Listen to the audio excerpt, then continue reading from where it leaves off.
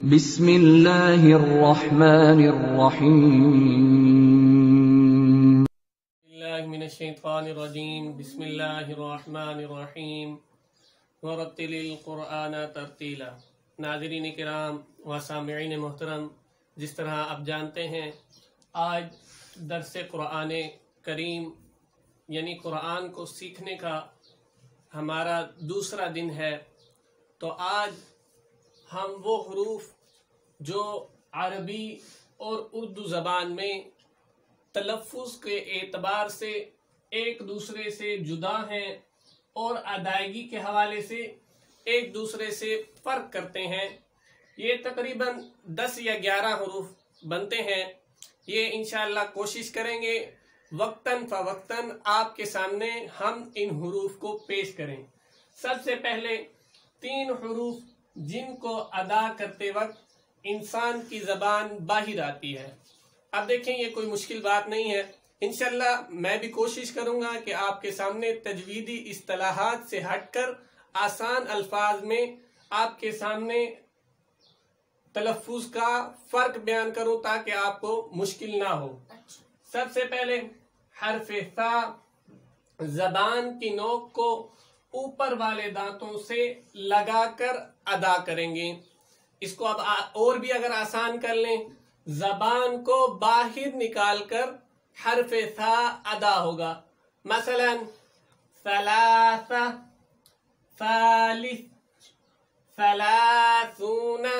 ایک مثال قرآن کریم سے، اِنَّا أَعْطَيْنَاكَ الْكَوْثَرَ، کوثر۔ امید ہے حرف ثا سیکھ گئے ہوں گے۔ اب دوسرا حرف اسی جگہ سے اسی انداز سے حرف ذال کا تلفظ ادا کرنا ہے، لیکن حرف ذال کو کیسے ادا کریں گے؟ جیسے چھوٹے بچے جو تازہ زبان سیکھ رہے ہیں اور زبان کو اپنے تالو پر مار رہے ہوتے ہیں، اسی انداز میں حرف ذال کو بھی سیکھنا ہے، مثلا ذالک، الذین۔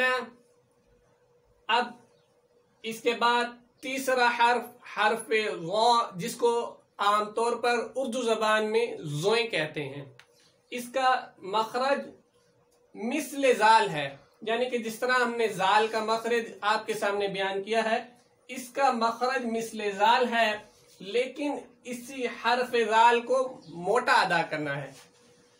اب اور بھی اس کو اگر آسان کر کے پیش کروں، زبان کو ذرا پھیلا کر سامنے والے دانتوں سے لگا کر موٹا کر کے ادا کریں گے تو کبھی بھی غلط نہیں ہوگا، مثلا ظالمون، ظلمت۔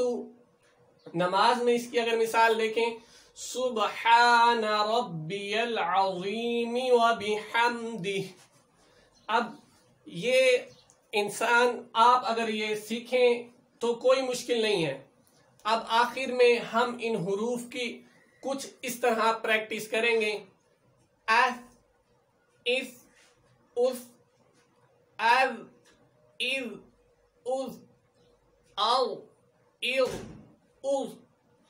اگر سامعین کرام و ناظرین محترم، خصوصاً پیارے بچوں، اگر آپ ان کی اس کلپ کو سننے کے بعد اسی انداز میں گھر میں آئینے کے سامنے، شیشے کے سامنے یا اپنے موبائل کا فرنٹ کیمرہ کھول کر اس کے سامنے بیٹھ کر بار بار اس کی پریکٹس کریں گے تو انشاءاللہ بار بار پریکٹس کرنے سے آپ کے یہ تلفظ پورے قرآن کریم میں درست ہو جائیں گے۔ والسلام علیکم ورحمۃ اللہ وبرکاتہ۔